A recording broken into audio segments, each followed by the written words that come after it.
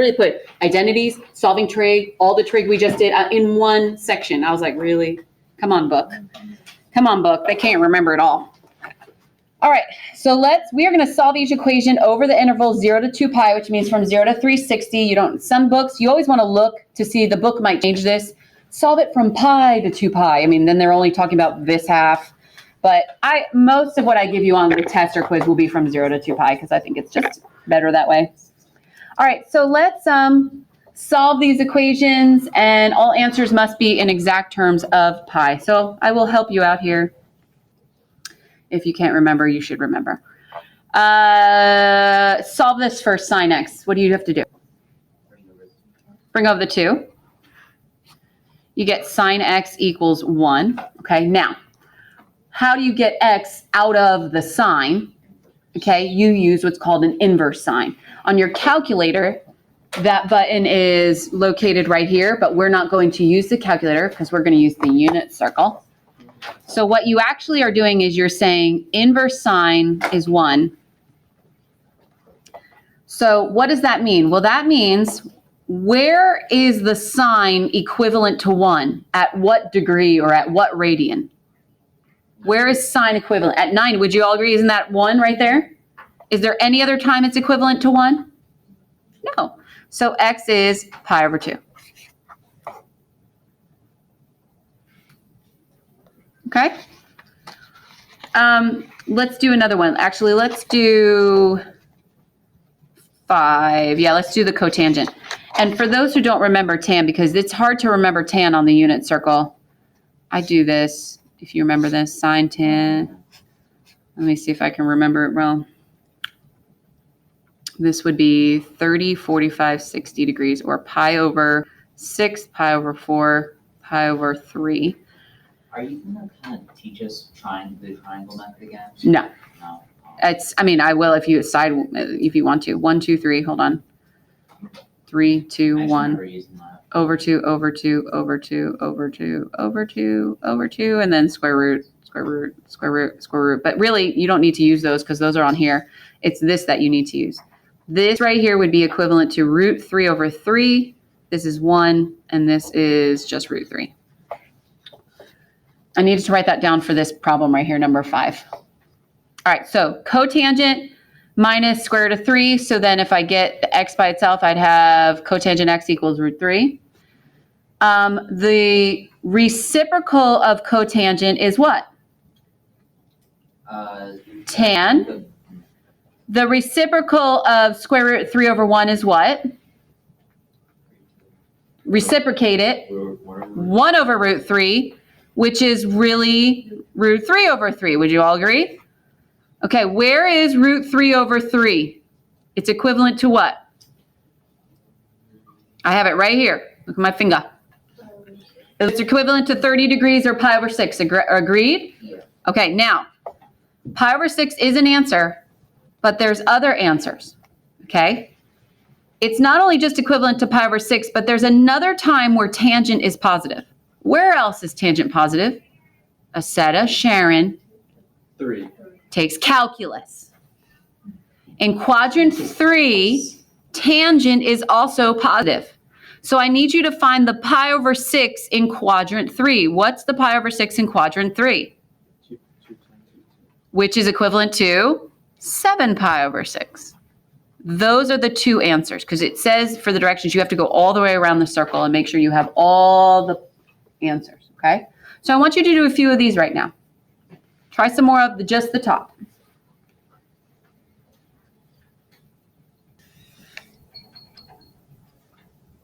Remember to go all around the circle.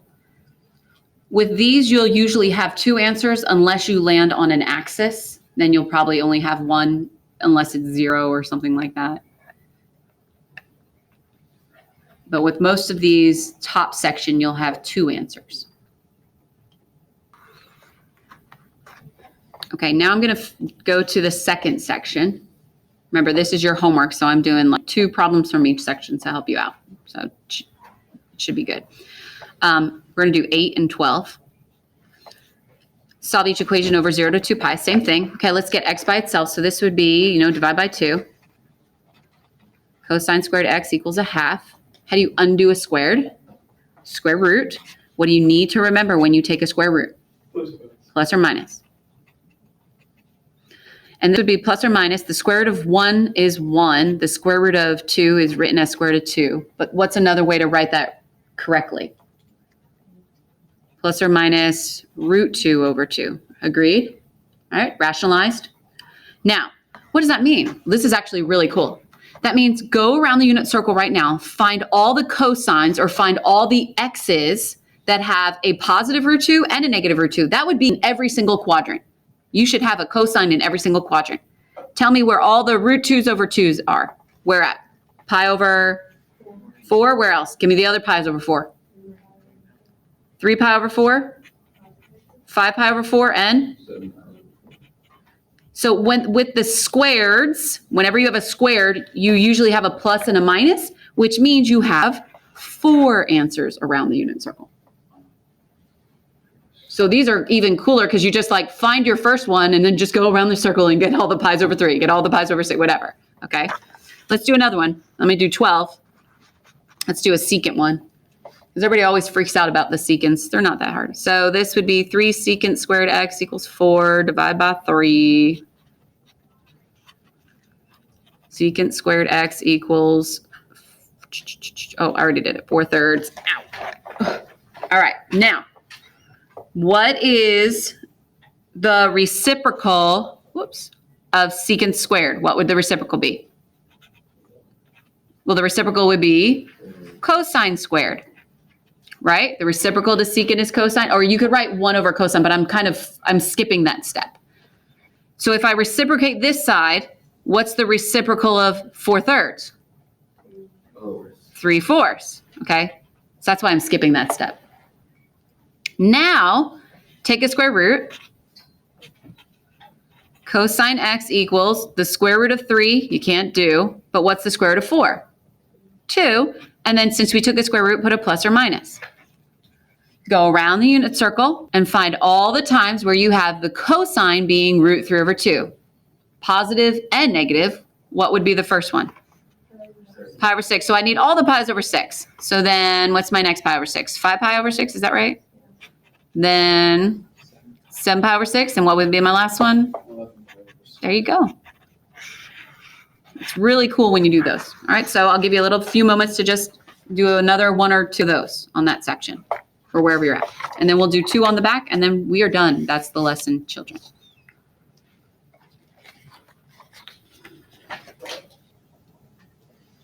All right, when you're ready, just turn your paper over. We're going to just do 2 more problems on the back, and then we are done. I'm going to do 13 and 19. And the directions to this say solve by factoring. How do I know when to factor or when to do what I was just doing? Well, essentially, if you have mixture of sines, squareds with sines, or you have cosines with sines or secants and sines, mixture of them, you're probably going to have to factor, okay? So think of factoring rules. So looking at 13 right now, first of all, notice it's set equal to 0. Probably going to want to do that. I have a sine squared x minus 3 sine x plus 2. If this, it should, I hope, it should kind of look like x squared minus 3x plus 2, right? And what do you do if you had that? What would you write? How do you factor that? What would go here and here? X and x, right? Wouldn't you put x and x here? Well, instead of x and x, I put sine x and sine x. And then yes, what 2 numbers multiply to 2 but add to a negative 3? Negative 2, negative 1. Y'all agree? You just factored. What do you do after you factor? Well, you set each one equal to 0. So sine x minus 2 equals 0. Sine x minus 1 equals 0. So sine x equals 2. So what the correct way of writing it would be this, inverse sine of 2. Go around the unit circle and tell me where is the time that sine becomes 2? Never. That ain't never going to happen. Sine isn't going to become, there's no 2. There's a square root of 2 over 2, but there's no 2. There's a 1. Okay, not going to happen. All right, let's do this one. Sine x equals 1. Go around the unit circle.